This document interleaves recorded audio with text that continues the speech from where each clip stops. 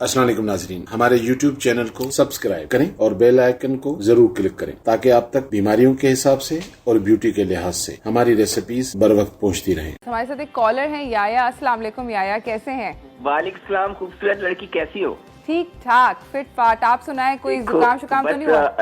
बस अब देखे ना, ईसा भाई आ गए तो वैसे तो मेरी इनसे रेगुलर बात होती है, लेकिन आज वाकई मुझे इनकी सख्त जरूरत पड़ गई थी। इन्होंने कुछ तरकीब मुझे बता भी दी।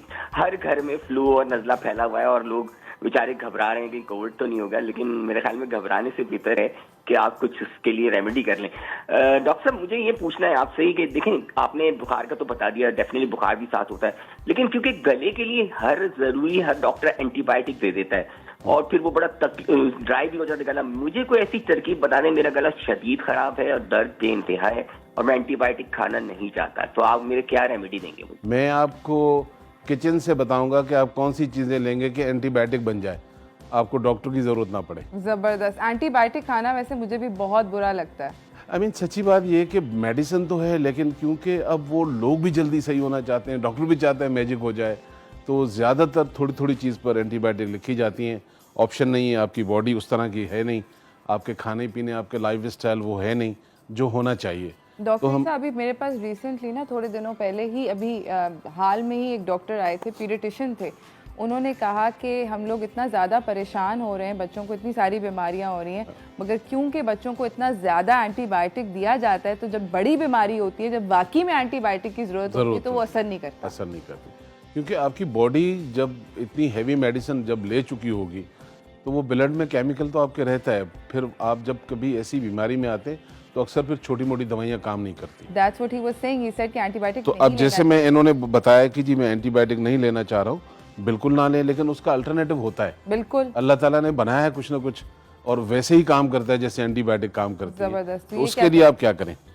सपोज करें कि आपको नज़ला भी है, जुकाम भी है, खांसी भी है, और वो कह रहे हैं उनके गले में दर्द भी है।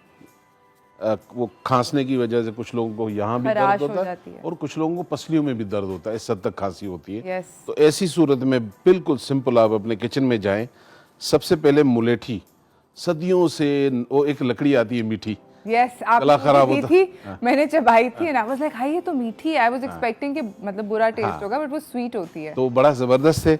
3 चीजें आप उठाएं, मुलेठी ले लें, ठीक है। मुलेठी आपको जितनी चाहिए उतनी ही बाकी चीज़ें लेनी है। सपोज करेंगे अगर आप 2 टेबल स्पून मुलेठी ले रहे हैं और आप बना के रखना चाह रहे हैं थोड़ा सा, तो 2 टेबल स्पून मुलेठी ले लेंगे। पुदीना, खुश्क पुदीना जो होता है, जो अभी हमने फ्रेश डाला, इसी को ड्राई कर लें या ड्राई ले लें, मिल जाता है, ये भी आप 2 टेबल स्पून सपोज करें आप डालेंगे, तो ये 2 चीज़ें हो गई।